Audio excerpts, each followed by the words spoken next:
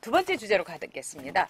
자, 문재인 이 사법에 사법권을 장악했고, 그 다음에 행동대로 이제 조국을 이제 올려놨지 않습니까? 이거는 굉장히 우리가 좀 서슬퍼런 문재인의 반격이다 이렇게 봐야 되겠죠. 네. 아, 문재인이 제일 지금 두려운 것은 퇴임 후 아니겠습니까? 네. 네. 뭐 본인도 알겠죠. 본인이 앞에 대통령 2명을 죽여놨으니까. 그러니까 깜빵 죽여놨으니까. 또 이런 역사도 없습니다. 과거에 무슨 뭐 이제 5.18 또 뭐 쿠데타 관련해 가지고 뭐 이런 주 전직 대통령 들어간 적이 있었습니다만 그분들도 곧 나왔습니다. 그런데 민주주의 헌법에 의해서 선거로 선출된 2명의 대통령을 깜빵에 넣어놓고 편안히 잠을 잘 수 있을까요? 편안히 잠을 잘 못 잘 겁니다. 본인도 알 겁니다. 자기 퇴임 후가 무서울 겁니다. 대한민국 대통령제 한계를 알 겁니다. 그렇기 때문에 지금 아마 문재인 기록관 많은 것 그 연장선상입니다. 기록 정리해서 불리한 기록을 다 정리해놔야겠지요. 아마 청와대 비서관들하고 회의할 때 비공개회담에서 어떤 이야기 한 거 다 공개가 됩니다. 나중에 어떤 일이 탈지 모릅니다. 정리할 겁니다. 그런데 조국을 임명해가지고 일단 조국을 가장 믿는다고 생각한 거예요. 둘이 어떤 관계인지 모르겠습니다만 그래서 조국을 가지고 후계자로 만들기 위해서 지금 준비를 하는 작업 일단 그렇게 보시면 될 것 같습니다. 대통령이 뭔가 판단을 잘못하고 있어요. 그러니까 청와대라는 숲에 또 이른바 좌파 진영이라는 숲에 갇혀 있다 보니까 큰 틀을 못 보는 겁니다. 물론 본인의 능력의 한계가 가장 크게 작용을 하겠지만요. 일단 이제 이런 게 있는 것 같습니다. 아주 제가 이성적으로 한번 봐볼게요. 문재인 대통령의 그 공약 제1호가 사법개혁입니다. 사법개혁은 뭐 큰 틀에서 사법개혁을 하지만은 구체적으로 하면 검찰개혁입니다. 더 구체적으로 말하면 검찰의 권력을 축소시키겠다는 겁니다. 그런데 그럼 누가 해야 되느냐라고 이제 하니까 그동안 이 문제를 가장 많이 주장해 온 게 조국이었어요. 조국이 서울대학교의 형사법 전문가입니다. 자칭입니다. 그래서 이제 조국과 이야기를 많이 하면서 조국이 이야기를 듣고 또 대학 교수분들이 이제 쉽게 말해서 현실과는 결리된 이론 이야기를 많이 했겠지요. 그래서 이제 조국과 이제 의기통합을 한 겁니다. 그래서 민정수석 시키면서 조국이 민정수석 하라는 검증하지 않고 민정수석의 고유 업무보다는 사법개혁, 검찰 힘 빼는 것만 몰입해서 학자다운 일을 한 거예요. 한 겁니다. 그래 놓고 본인이 나와서 발표를 합니다. 청와대가 그런 거 발표하는 거 아니에요. 청와대는. 그건 장관이 하거나 국회에서 하는 겁니다. 그런데 민정수석이라는 자가 나와가지고 사법개혁을 발표해요. 초유의 일입니다. 난 그때 여당에서 세게 공격을 했어야 되는 건데 그걸 넘기더라고요. 있을 수가 없는 민정수석이 대통령이 이렇게 참모입니다. 그런데 참모가 개혁안을 발표해요. 말이 안 되는 짓을 했습니다. 좋습니다. 넘어갔습니다. 그래서 이제 조국을 보내가지고 검찰을 빼겠다. 그런데 기본적으로 저는요, 조국이 이번 사건 터지기 전부터 조국 능력으로 안 된다는 거 압니다. 능력이 없어요. 조직 장악 능력이 없습니다. 기본적으로는요. 그런 사람 내보내서 하겠다. 왜? 근데 거기에는 조국에게 그동안 해왔던 말뿐만 아니라 조국과 문재인이 성격이 비슷합니다. 고향이 같습니다. 서로 의기통합하는 투합하는 그런 상태예요. 그러니까는 조국을 이제 보냈습니다. 그래서 이제 보내려고 했는데, 근데 그 전제는 뭐냐? 문재인 대통령 조국을 키워주고 싶었어요. 아, 이 정도면 아까 말씀하셨지만은 깜이 된다. 나의 후계자로 내세워도 되겠다. 그리고 이 친구의 행동 거짓 보니까 나를 배신할 놈은 아닌 것 같다. 라는 생각을 했겠죠. 나를 보호하기 위해서 또 고향도 갔고요.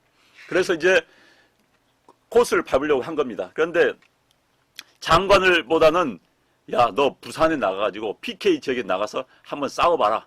해서 네가 거기서 이기면 진짜 인물이 된다라고 하는데 조국이 자신이 없는 거예요. 왜? 승리할 자신이 없거든. 그러니까 나는 선출직에 어울리지 않는다. 라고 하니까 그러면 장관을 한번 해라. 응? 그럼 장관을 해서 한번 코스를 밟아주겠다. 스펙과를 해주겠다. 하면 장관이 들어온 겁니다. 그러면서 이제 개혁까지 시켜준다. 이제 이런 이야기겠지요. 그런데 이제 여기서 사단이 터져버렸습니다. 정상적인 사고를 가진 사람이라면 여기서 스톱을 해야 되는 겁니다. 조국, 그건 문재인도 같이 죽는 거예요. 제가 수차례 이야기했습니다. 문재인을 아끼는 사람이라면은 지금 여기도 지금 문재인을 아끼는 분들이 몇 분 들어오신 것 같아요. 문재인을 아끼는 사람이라면은 조국 임명을 막았어야 되는 겁니다. 그러니까 그들은 못합니다. 왜? 집단 사고에 갇혀 있다 보니까. 그들은 조국의 변명만 들었겠죠. 그제 조국이 청와대 들어갔다 나왔다는 거 아닙니까? 아, 변명했겠죠. 이건 우리 와이프가 연관된 게 아니고 보수 언론이 공격한 겁니다. 한 겁니다. 아, 문재인 또 말 듣고 그래 당신 말을 맞아 하고 임명한 겁니다. 숲에 갇혀서 집단 사고에 갇혀가지고 드디어 대한민국을 나락을 끌고 가는 그런 판단을 하고 행동을 한 겁니다. 참 다 죽습니다. 다 죽어요.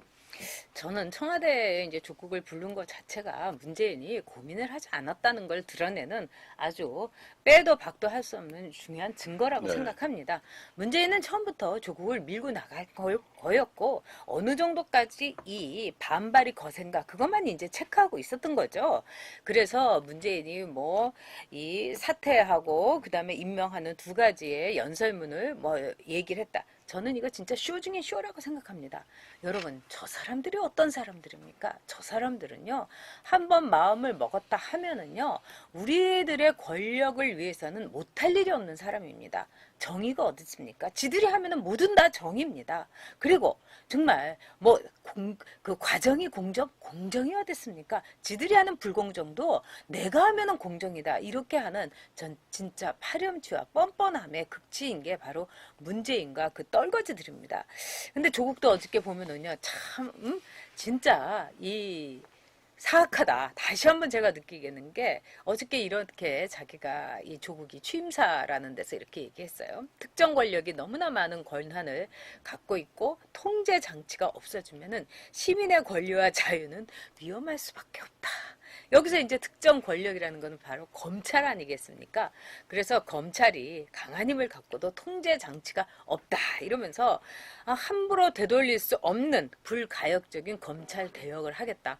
아니 검찰에서 피의자 처지에 있는 사람이 어떻게 이런 말을 합니까? 이런 점에서 그럼에도 불구하고 조국을 선택한 게 뭡니까? 제가 볼 땐 조국은요, 걸레 중에서도요, 우리가 이사 갔을 때 막 이렇게 먼지 다 했는가 하면은 그거는 보통 그런 걸레는요, 빨 수가 없어요. 빨아봤자 걸레도 지저분하고 다 뭐 기름때에다가 온갖 오물때가 붙었기 때문에 그냥 분리수거도 안 되고 그냥 쓰레기 봉지에다가 넣어야 되는 건데 이걸 빨아서 쓰겠다고. 그리고 빨아서 쓰겠다는 것도 아니에요.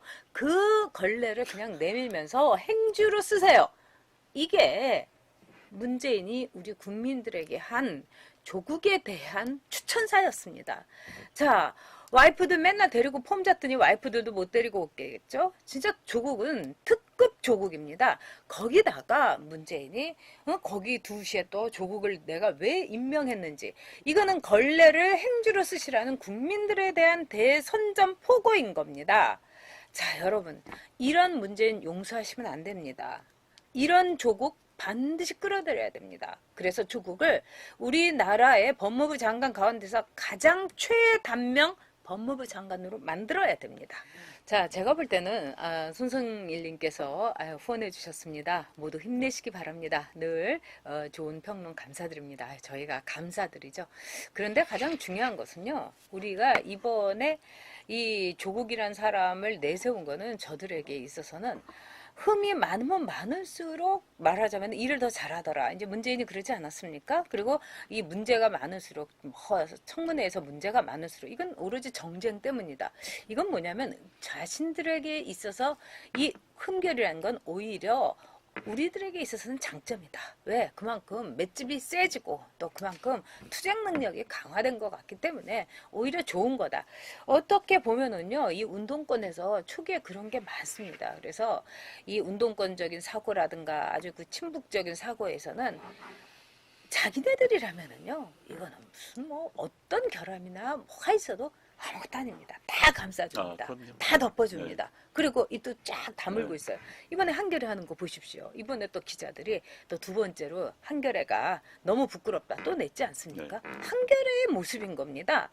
언론의 모습도 이럴 정도인데 그 운동권이라든가 청와대, 민주당 오죽하겠습니까? 그런 점에서 진짜 급발진, 몰락의 길을 걷는 미친 문정권이다. 이렇게 볼 수 있고요. 조국이 아까 많은 분들이 그랬어요. 보험설 예산인데 이거는 탄핵보험에 들은 거다. 반드시 우리가 탄핵보험이 완성되는 그날까지 행동해야 됩니다. 이것이 여러분 저희가 오늘도 또 내일도 방송하는 이유이기도 하고 어저께의 치욕과 수모를 오늘 아침에 이 단단한 웃음으로써 여러분을 맞이하는 저희들의 말하자면 태도, 저희들의 다짐이기도 합니다.